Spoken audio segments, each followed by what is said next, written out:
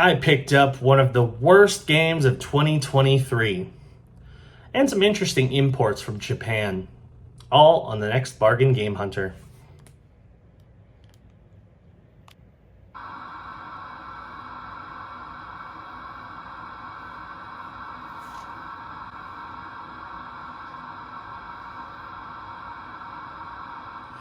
So this is going to be kind of a shorter pickups focused episode. That's just how things are. I've substantially slowed down on picking up games, mostly because I'm just not making enough money at my new job to be able to justify it, which is frustrating for me, and I'm sure it's frustrating for the fans of the show.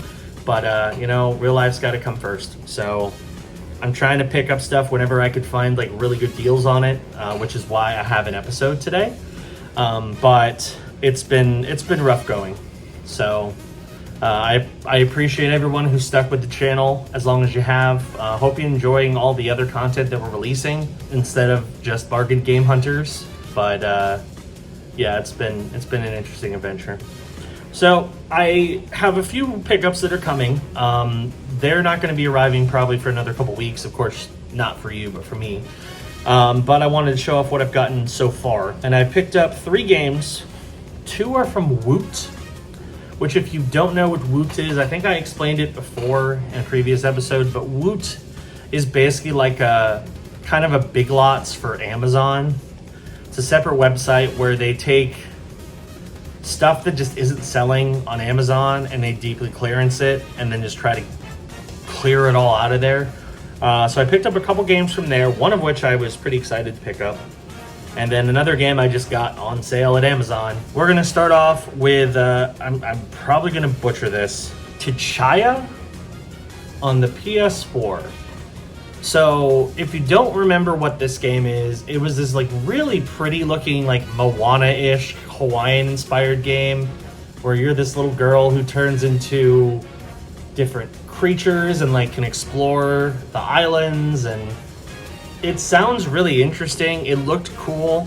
The only reason why I got the PS4 version is because it was on sale for $15, and as you can see, free PS5 upgrade, so I don't have to pay for the PS5 version. I just got this one and it works on PS5 with free upgrade. I wanted to get this when it came out. It was already pretty cheap, but for $15 I could not turn it down. So excited to add that to my collection and hopefully try it out in the not too distant future. Always down for some more interesting PS5 games. Speaking of PS5, this one looks interesting. This was another game that was $15 on Woot. I know we're not really supposed to be going over values already, but it's good to, I guess, talk about it. I think this is like a mystery narrative driven game, but it sounds interesting. So it's called Fort Solace on the PS5. It's got a pretty good voice cast, including Troy Baker. $15 on Woot. I figured, you know what? Why not give it a shot? It looks interesting, and I'm always down to add more unique PS5 games to my collection. And last but certainly not least, if you've watched videos of the worst games of 2023, this game has absolutely popped up on many of those lists. I am trying to collect as many of them as I can because I'm going to be doing a series on the channel. I don't know when yet, so don't ask about that yet. It depends on when I can actually get all these games. I have a fair amount of them though, but I'm trying to collect as many of the worst games of 2023 as I can to basically marathon them all. I'm not going to play all the way through, but I'm going to do a video of me playing each one, and then we're going to rank them based on which one was actually the worst. I believe I've got 9 games total that I'm going to be playing. And this is absolutely one of them. Skull Island: Rise of Kong on the Xbox Series X. Main reason why I picked this up is because it was on sale for $20, and that's the lowest I've seen it, so I figured it was worth grabbing for a low price. That's the other thing too with these really bad games. They haven't dropped in price nearly as fast as I thought they would. Like, I'm still looking for the Grey Hill Incident. Walking Dead Destinies, and Crime Boss Rockay City are 3 of the ones I'm still on the hunt for. And those haven't dropped a lot in price. Crime Boss did over the holidays, but I wasn't able to pick it up then. The other 2, I don't think I've ever seen them on sale. So I'm hoping I can find all 3 of those for a decent price. Hopefully not full price. I mean, none of them are full price games, which is good. But I'm hoping I can find them for like $20 or less. So I can go ahead and complete that bad game collection and film that video. So yeah, that's the start. 3 interesting games, 1 of which I know is bad, and 2 that they might be good. Who knows? I think Tuchaya is probably pretty good though. Anyway, the next time you see me, I will have my 3 games that I imported from Japan from a sale on, I forgot the website. PlayAsia, that's it. And I think they're pretty solid pickups, so let's take a look at those. Hello! It's a little bit later, based on, when I originally filmed the first part of this segment. A lot has changed since then. As you can see, I'm back in my room.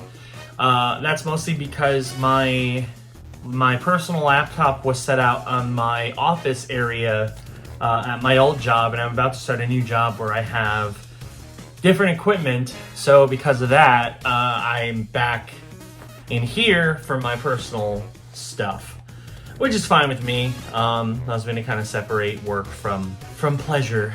But anyway, it's time for a recap of everything, and we were able to actually get a few more things to add to the 3 games you already saw. Like I mentioned before in the earlier clip, I did get a few games from PlayAsia that were part of a sale. And then I also got some amiibo. And the reason why I got some amiibo is Amazon and other retailers have been restocking some of the more uncommon amiibo, which amiibo are very... It's funny that they're still very relevant, even though I feel like Nintendo has basically stopped caring about amiibo after the Smash line finished, because they don't really release much in terms of amiibo anymore. I mean, I guess they did for Tears of the Kingdom, but you don't see a lot of amiibo stuff anymore. But they've re-released some of the Smash amiibo, and there were 2 in particular that I really wanted to grab, so I snagged them for retail on Amazon.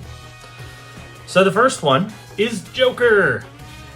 So Joker, of course, the protagonist from Persona 5, which is a absolutely amazing game. If you've not played Persona 5, I highly recommend it. You really should. It's an amazing game. Absolutely love it. And I hope that you will too. So for Joker, I paid, of course, retail, which is $15, and the retail actual value is $27 according to price charting. I have a feeling the value of these amiibos is going to go down since there have been reprints. But hey, I mean, $27 in value for a $15 amiibo. I'm probably going to open them. I haven't fully decided if I want to open these or not, because obviously they're worth more if they're sealed. But it's a cool figure, and I do kind of want to use it in Smash, so I'll probably open it and play with Joker. So I think that'd be fun. Anyway, in addition to Joker, I got the other character that I was really excited to get an amiibo for Smash Bros, and that is Banjo and Kazooie. So, of course, the one Microsoft... Well, actually, there's 2 Microsoft representations, because Steve from Minecraft is also in the game. But as soon as they announced Banjo and Kazooie, I had to get it, and, I mean, the amiibo looks awesome. So, I paid $15 for that one, and it's worth $26. So, both of those have a pretty good value if they're new and sealed, but I'm probably going to open them and display them.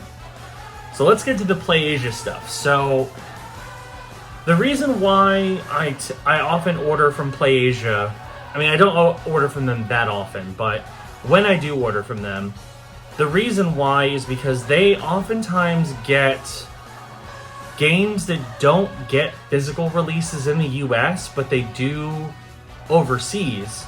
And oftentimes they get an English language release that's just not technically ESRB rated, which is weird. So I picked up 2 of those, as well as a game that has not released in the US, and I don't think will. But it's also English language, so I figured I'd grab it. So we're going to start off with Ghost Trick Phantom Detective on the Switch. This is a Capcom game. It's a remaster of a 3DS game, I believe, or DS game. I've heard it's really good. The game's been out for a little bit on all platforms, and I decided to grab a physical copy, and I could, thanks to PlayAsia. So, pretty happy to have this in the Switch collection. This one I paid $33 for, and it was worth $48, so pretty good bump up in value there. This next one, I mostly got it because I figured why the hell not, and it's a game that you don't normally see in the US because it was never released technically in the US. That is 7 Pirates H on the Switch. This is a turn-based RPG that's kind of on the raunchier side. But hey, I figured, you know what, might as well grab it. I needed another game to fill out the order, and this one looked interesting, so I figured I'd grab it. I paid $33, and this one's actually worth the most. It's worth $53, probably because it didn't get a release in the US. But pretty awesome. And then this last one, I'm sure it doesn't run well, but I wanted a physical copy of it, and this is the way to get it. And that is Ninja Gaiden, the Master Collection on the Switch. This is a collection of Ninja Gaiden Sigma, Sigma 2, and 3 Razor's Edge. All on one chip, playable on the Switch. I wanted a physical copy of it, and I got one. So paid $33 for this one, and it's worth $49. So again, nice bump up in value. And then let's get to the games that you already saw, but we're going to do a quick recap for. The first is going to be Tchaya on the PS4. I haven't played this yet. I've heard it's good, and of course it's got a free PS5 upgrade. It looked really cool when they first announced it on Sony, I think one of the E3s or something that Sony did, but it looks good. I figured I'd give it a shot. I paid $15 for this off of Woot, so it was really cheap, and it's worth $34, so I think I did pretty well on that one. Next, we have Fort Solace on the PS5. It's like a exploration, I don't know, narrative story game. It looks interesting. I enjoy that kind of game, and I figured for the price that I paid, and it's a PS5 game, might as well. So I paid $15 for this, and it is worth $30. So again, pretty solid deal for a brand new sealed game. And then last, but certainly not least, we have Skull Island: Rise of Kong on the Xbox Series X. This game is bad. I know it's bad. It's one of the worst games of 2023. I got it for my series. I talked about that already. That's still coming. I just got to get the other games. But yeah, Skull Island. I paid $20 for this, and it is worth $38. And that's it. So I'm glad everybody enjoyed the long-delayed episode that came out last week. Very happy that people still like my content. That episode was incredibly successful, which I was not expecting. But I'm glad everybody enjoyed it, and I hope everybody enjoys this episode. I don't know when the next one's going to be completely honest, because again, I'm just starting my new job. Hopefully once things start to settle down, I can actually go game hunting again, rather than just doing pickups. But we'll have to see. It's all just going to depend on a few factors. But the hope is that once I really get going at my new job, then I can go back out there and do some more game hunting, which I miss. I'm sure you miss me covering it. So it's coming. Just got to get there. Anyway, that's going to do it for this episode of the Bargain Game Hunter. Thank you for watching. Hope you enjoyed it. If you're new around here, be sure to hit the subscribe button, click the notification bell. That way you know when new videos drop. And I will see you on the next episode of the Bargain Game Hunter.